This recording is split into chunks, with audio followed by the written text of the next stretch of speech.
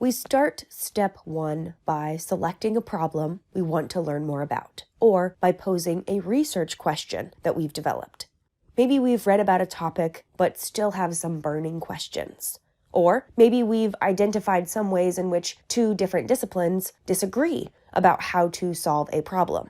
Some people find it useful to draw maps of the topics they study and draw connections between concepts, ideas, theories, assumptions, and so on.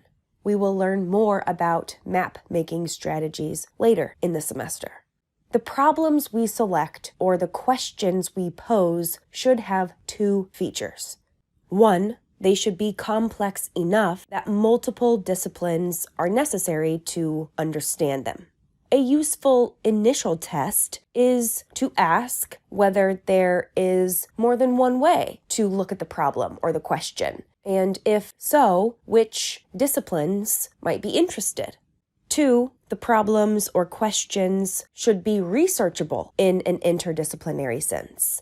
This second point means we would be able to find research about the problem or question in more than one discipline. Authors from at least 2 disciplines have published literature related to some aspect of the problem or question. To find this research, we conduct a brief literature review using the university's library databases or Google Scholar. Many of you in this class are combining psychology and sociology, or one of these with another discipline. If you can't find a single article in the psychology journals about a sociology-related problem, that problem may not be complex enough for an interdisciplinary approach.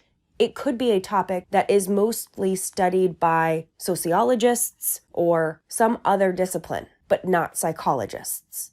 It's important to take the time early in the process in step 1 to do a quick search because it can save you a lot of time later on down the road.